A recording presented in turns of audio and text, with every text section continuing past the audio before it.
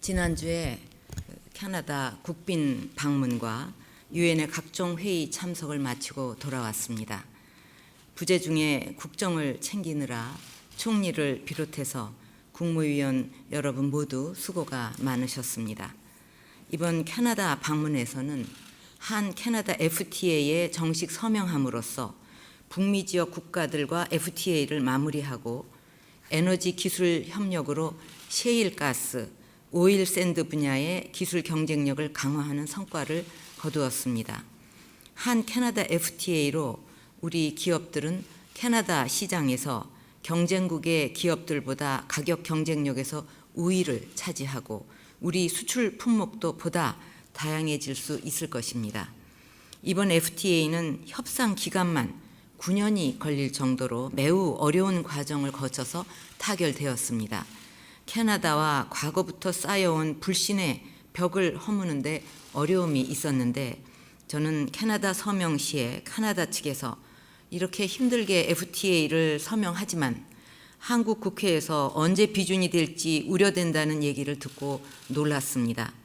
다른 나라에서도 우리 국회에 대해 걱정할 정도로 지금 우리 국회 상황이 국제사회에 전부 알려져 있고 그 상황이 우리나라 국익과 외교에 얼마나 신뢰를 떨어뜨리고 있는 것인지 우려스러웠습니다. 지난 3월의 핵안보 정상회의 때도 2년 전 서울에서 국제사회에 했던 약속을 지키지 못하고 연설을 할 때의 그 공허하고 착잡한 마음을 잊을 수가 없습니다. 부디 국회에서는 이번 제출된 한 호주 FTA와 금주 중에 제출될 한 캐나다 FTA 심의를 조속히 마무리해 주시기를 부탁드립니다. 또한 지금 국회의 장기 공전으로 인해 국정감사 등 모든 일정이 늦어지고 있고 법안도 150일째 단 한 건도 통과되지 않고 있어서 민생경제 지원과 내수 활성화, 국민안전 시스템 구축 등의 어려움이 큰 상황입니다. 지금 본회의에 계류되어 있는 91개 안건 외에도 민생과 직결된 수많은 법안들이 상임위에서 논의조차 못되고 있습니다. 정치도 국회도 모두 국민을 위해 있는 것이고 정치인 모두가 국민을 위해 모든 것을 걸겠다는 약속을 한 것을 국민들은 잊지 않고 있을 것입니다. 그러나 그 약속과 맹세는 어디로 가고 모든 문제를 정략적으로 접근하고 있습니다. 새 정부가 들어서고 거의 2년 동안을 정치권의 장외 정치와 반목 정치로 어려움을 겪고 있는데 이런 상황일수록 국무위원들께서는 각자의 위치에서 소신과 철학을 가지고 각 부처를 운영해 주시기 바랍니다. 개혁과 혁신은 거창한 구호와 인적 요인이 중요한 것이 아니라 각자의 위치에서 국가와 국민을 위해 최선을 다할 때 빛을 보게 될 것이라고 생각합니다. 앞으로 각 부처는 국회가 언제 법안을 통과시켜 줄지 모르는 상황에서 그것만 바라보고 있어서는 안 될 것입니다. 법안 통과 전의 과도기 공백과 부작용이 최소화되도록 세심한 배려를 해야 할 것이고 거시정책을 비롯해서 전국 각지에 창조경제혁신센터를 세우는 등 정부 자체적으로 경제 살리기를 위해 할 수 있는 모든 방안들을 동원해 나가야 할 것입니다. 만약에 이것을 방치하고 기다리기만 하면 그것은 국민들 몫으로 고스란히 돌아가게 될 것입니다. 또한 이번 순방 중에 유엔 총회를 비롯한 각종 회의에서 우리의 평화통일 정책과 국제사회의 평화와 안전에 대한 비전에 대해 많은 공감대와 지지를 확인할 수 있었습니다. 특히 북한 인권 문제에 대한 국제사회의 관심은 매우 컸습니다. 북한 주민의 삶이 나아지고 바뀌도록 하는 것은 통일의 중요한 목표일 뿐 아니라 평화통일의 기반을 구축하기 위해서도 북한 인권 문제는 매우 중요한 문제입니다. 북핵 문제와 북한 인권 문제는 평화롭고 행복한 한반도를 만들기 위한 우리 대북 정책의 핵심 아젠다입니다.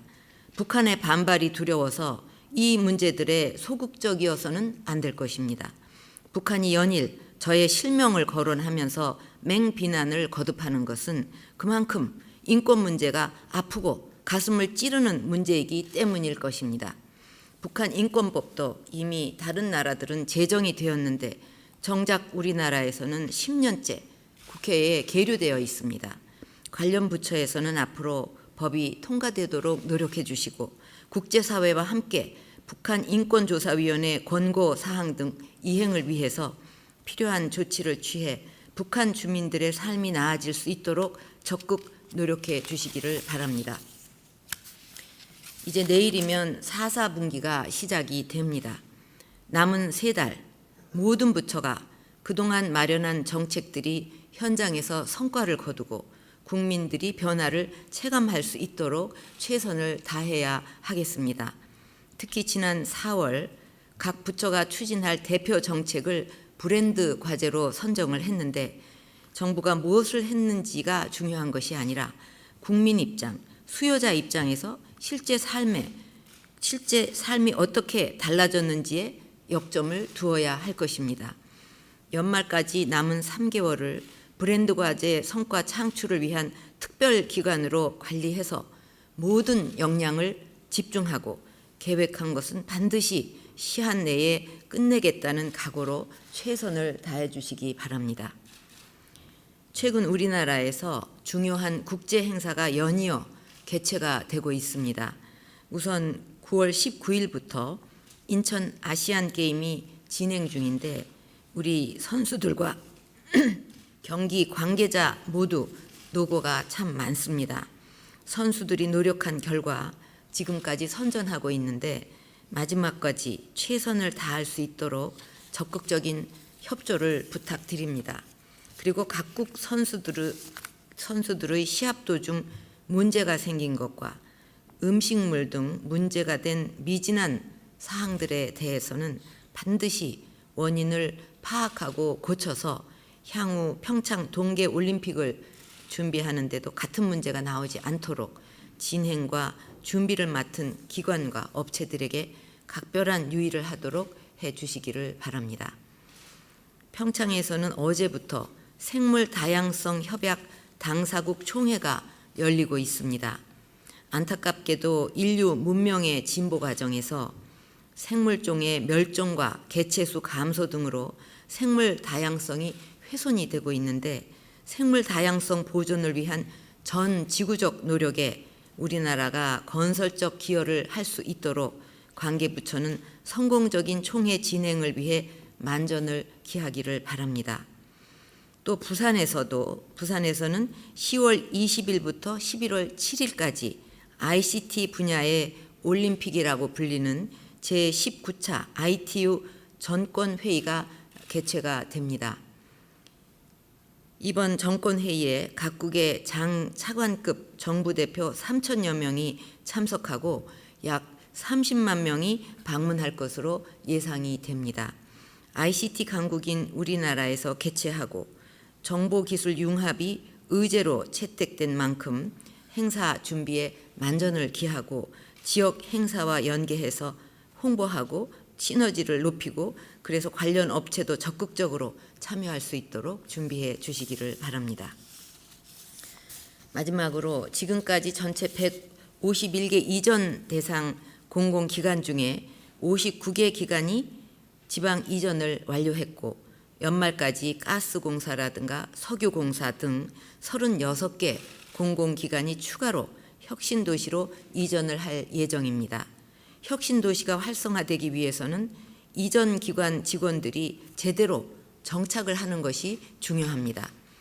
가족이 동반 이주해서 삶의 만족도가 높아지고 근무 효율이 올라갈 수 있어야 합니다. 하지만 최근 국토부 조사에 따르면 가족 동반 이주율이 22%에 그치고 있고 10%도 안 되는 공공기관도 상당수라고 합니다.